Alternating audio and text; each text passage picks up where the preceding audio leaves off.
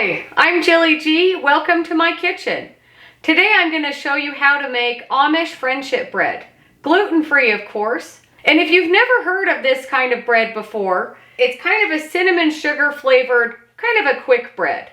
And if you've also never heard of it, what it is it's a sourdough starter that you're given 1 cup of the starter in a large plastic bag. And then you're given the recipe and instructions for what to do with that.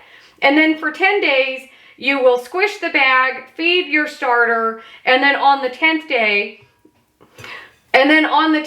you'll feed your starter again, divide it up into other large plastic bags, and then give those other ones to your friends and family, and then make your bread. And then it just keeps going. It's kind of like a chain letter with food. And the problem is that you're making it, you give a start to all your friends and family, so they're all making it, and then they have their own starts and their own bread, and the recipe makes 2 loaves of bread. So it's a lot of starter and a lot of bread, and if you give it to everybody that you know, then you can't really share with everybody because you've already shared. So after a while, you kind of get sick of eating it and making it. So in my family, after we all got tired of it, we just kind of let the starter go and we didn't make it anymore. But then as time goes by, you want to make it again. And unless you know somebody that has a starter, we didn't really have a recipe to start the starter. Well, then we found somebody that did have a recipe for it. And I'll put that recipe in the description box below. I don't use that recipe to make my own starter because it's actually kind of just a sourdough starter, and it calls for yeast. I don't use yeast, but I already have my own sourdough starter. So that's what I use. I'll put a link for my sourdough video in the description box as well. But if you're using yeast, then you can follow the other recipe. And for my sourdough starter, all I did to get ready for this recipe is I fed my starter yesterday, took out what I needed today, fed it again, and then it will go back in the fridge tonight. The traditional recipe also calls for 1 large box of vanilla instant pudding. I don't use instant pudding, but I make my own homemade. So I've got a 1/2 cup of that here. I'll put the recipe for homemade instant pudding in the description box below as well. All it is sugar, dry milk powder, cornstarch, and salt. And of course, there's no vanilla in there because it's powdered. So I usually add in a little bit of extra vanilla to make up for the vanilla flavor. And I'm using coconut sugar instead of white sugar. And as always, I will put the equivalents to regular sugar in the description box with the recipe. So that's the first traditional recipe. The second recipe I'll be showing you today is, my oven is preheated to 325. The other recipe I'll be showing you today is a version of this bread that doesn't call for sourdough or vanilla pudding, which I think is very useful to have. Then you don't have to have a starter or keep it going. Maybe you don't like sourdough. Maybe you don't like pudding either. So this recipe shows you how to do that without using those 2 things. It does use milk and eggs, but both are equally delicious. And both of these recipes make 2 8x4 loaves of bread. And before I get my butter and batter going, I do need to finish getting my pans ready. So I've already buttered my 2 loaf pans.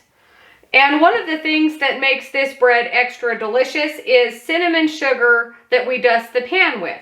Again, I'm using coconut sugar, so if you're using white sugar, it won't be as dark as mine.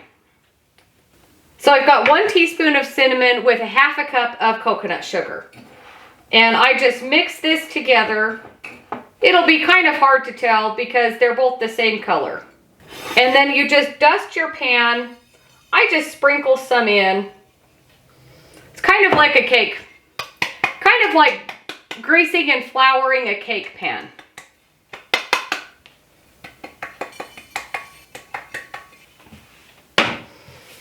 And then if you need to add a little bit more, it's kind of messy. And the nice thing is you can see how good of a job you did of greasing your pan to begin with. And any that didn't make it in, put back into the bowl. And then I'm going to save this This actually goes with this one over here, because we will sprinkle more on top when our batter is in the pans. But while I'm getting my pans ready, I'll just get these other two ready.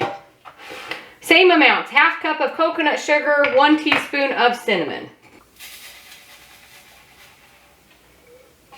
And in the original recipe, it does say that you make 2 loaves of bread, or you could put all of the batter in a bundt pan. So if you don't have enough loaf pans, or you want to just make kind of a cake out of this, that would be delicious as well. And you would do the same thing. You would butter your bundt pan and dust it with this cinnamon sugar mixture. That one was messier than the first one. So now that my pans are ready, I've got 1 cup of butter here, really soft, room temperature, as all of my ingredients are also at room temperature. The original recipe also calls for vegetable oil or some kind of light colored oil. I've never made this recipe with coconut oil. I don't see why it wouldn't work. I've just not done it because I prefer butter. But if you like vegetable oil or coconut oil, try that. So I'm going with the original traditional recipe first. So 1 cup of butter, I've got 1/2 cup of honey. And then just mix this together like you would for any recipe. Just cream together your butter and your honey. If you're using oil and sugar, you would mix those together and then just continue on. And then I've got 4 eggs here. And I actually should have mixed together my dry ingredients first. Let's do that.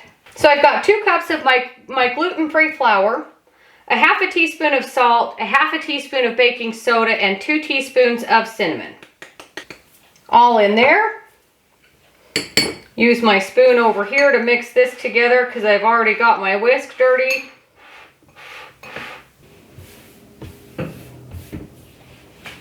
So I've got 4 eggs. And we'll just go all in one. It doesn't matter if you put them in one at a time or not. There's my last egg. And then I've got 2 teaspoons of vanilla. And we'll just mix this together till the eggs and the honey and the butter are all really mixed. And it's okay if it looks chunky and separated like this. So now I'm going to add in my 1/2 cup of instant pudding mix. I also have 1/2 cup of milk. And then just give this a really good mix. Of course, if you're using white sugar, your mixture will be lighter than mine. And I've got 1.5 cups of my sourdough starter, all in here. And just mix this together. And I'm going to switch to my spatula to add in the dry ingredients. All in one. And we want to mix this until it's just combined.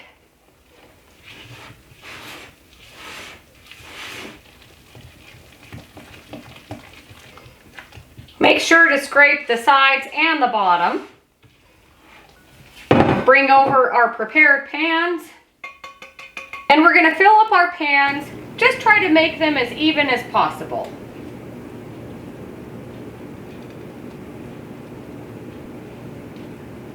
And then I just spread it out.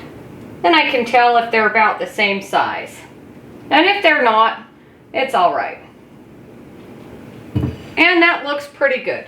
Once you get your batter in your pan, this is probably more cinnamon sugar than we need, but I'm going to dust both of these with the rest of my cinnamon sugar mixture. Probably not all of it, but a good dusting. Once you've got the tops of these dusted with your cinnamon sugar, they'll go in the oven for about an hour, and then when a toothpick comes out clean, they're done. My first batch of bread has maybe 30 minutes left. I'll start checking it at about 45 minutes. So while that's finishing up in the oven, I can get started on my next batch. And this is the batch that does not have sourdough and it does not have the instant pudding mix. So the quantities are a little bit different. I'll just use my same spoon here. So I've got so I've got 3 cups and 3/4 of a cup. So 3 3/4 of a cup of my gluten-free flour. I've got 1 tablespoon of cinnamon, 3/4 of a teaspoon of salt, 3/4 of a teaspoon of baking soda, and 1.5 teaspoons of baking powder. All in here very carefully, very minimally, carefully mix this together. And it's okay if it's not even all the way mixed. It will all get mixed in a little bit. So I'm going to call that good, just so I don't make a mess. And then I'm just using the same dirty bowl and spatula. So I've got another 1 cup of butter. I don't know if you saw it sitting on top of my stove. It is exactly how we want it to be. Really soft, room temperature. And then I've got 1 cup of honey this time. This recipe, the sugar amount is 3 cups of sugar. So I'm just going with 1 cup of honey. And of course, use your favorite sugar or sugar substitute. If you wanted to keep going with coconut sugar, you could do that. I haven't tried this with date sugar, but I don't see why it wouldn't work. I'm just going to mix together my honey and my butter before I add in my eggs. And then I've got 2 teaspoons of vanilla, 4 eggs again, and then this time it's 1 3/4 cups of milk.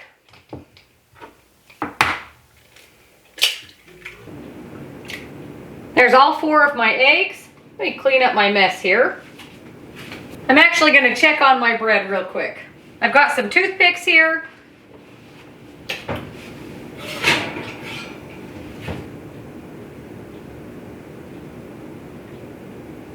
And I think we could go a few more minutes. Let me test this other one just to be sure. Almost. So in with my 4 eggs will go my 2 teaspoons of vanilla, and then just give this a really good mix.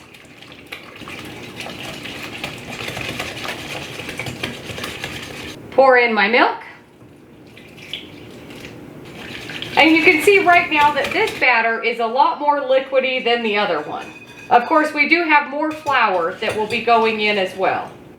Switch to my spatula, and I'm going to dump all of my flour all in one. And then same thing, mix until just combined.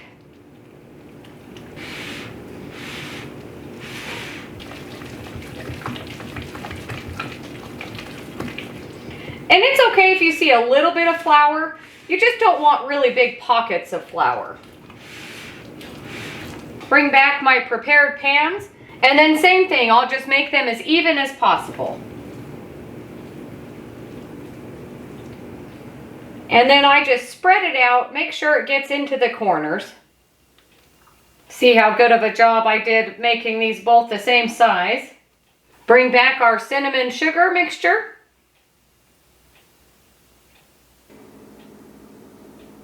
And that looks pretty good. And you know, between the 2 recipes, I would say I would have been able to get away with just making 1 batch of this coconut sugar and cinnamon mixture. That will keep. If you want to make this recipe again, you've already got that ready. So now these are ready to go. I'm going to check on my bread, see how it's coming along.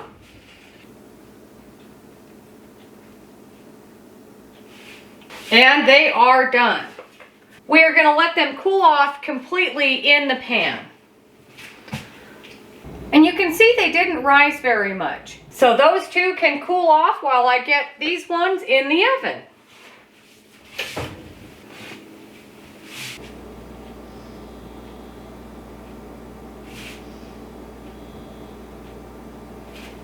So this batch took just about an hour. And here they are side by side. They actually look very similar. Although I assume these ones will settle down a little bit once they cool off. These ones have had more time. So now I'm just going to set them aside, let them cool off completely. So it's been a couple of hours since my bread came out of the oven, and they're nice and cooled off. I just have an offset spatula here, Just gonna run around the side of the pan just to make sure it's not sticking anywhere. And because we've dusted everything with this cinnamon sugar, it will be a little bit messy when we turn it out. So this was my first batch of bread, the one with the sourdough and the pudding mix. Came out nice and easily. I'm gonna leave it upside down. Well, let's cut this one open first. Looks pretty good.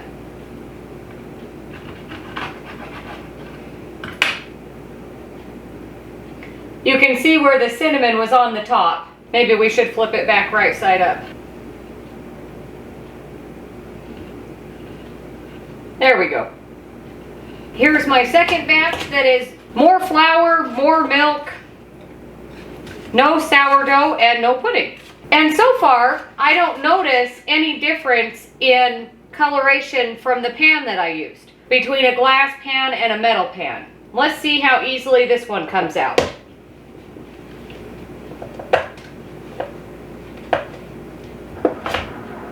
And this one is definitely paler on the bottom.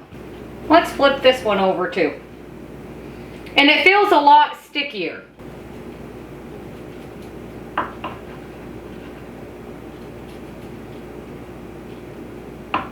And this one also has some cinnamon running through it. So this one definitely feels a lot softer, almost more like a cake than this one does. And of course it's lighter in color as well. So let's give them both a taste, side by side.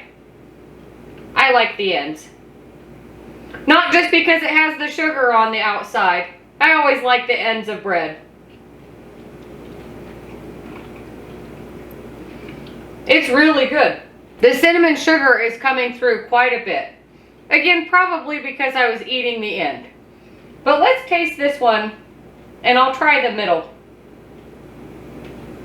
which is still kind of the edge.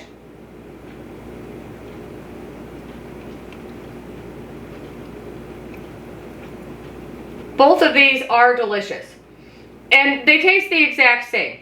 Very similar ingredients, almost the same ingredients really. But the sourdough one, it's a little bit chewier than the regular one. But it has more of a cake-like texture. Whereas this one has a little bit more of a chewy bread-like texture. But they both have that quick bread texture, like a banana bread or a zucchini bread. I expected a little bit higher of a rise with my sourdough, but that's all right. This one, I think because of course, the baking soda and baking powder, it rose a little bit higher, but really not very much. You can see that they're so similar. Let me see if I can give you a better view here. I will say, if you are the type of person that prefers more of a cake texture to your quick bread, this one is the one for you. If you prefer a little bit on the chewier, more bread-like texture, then this was the one for you. And I think I should test the inner slice here like I did on that one. The end is always a little bit drier.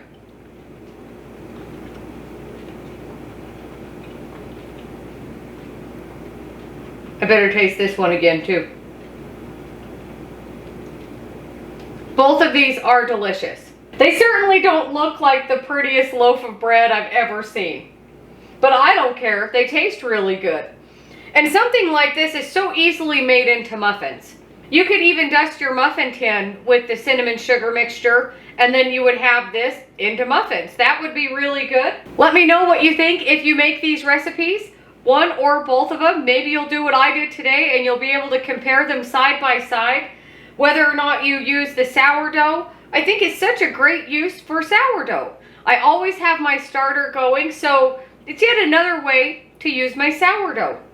Maybe you're new to sourdough, maybe you want to try it out. Again, all of the recipes for this will be in the description box. As I mentioned earlier, you could make this recipe instead of 2 loaves, you could put it in a bundt pan. I would say if you're going to do that, this is the recipe that you would want to do. This one definitely has more of a cake-like texture, but either one would be delicious.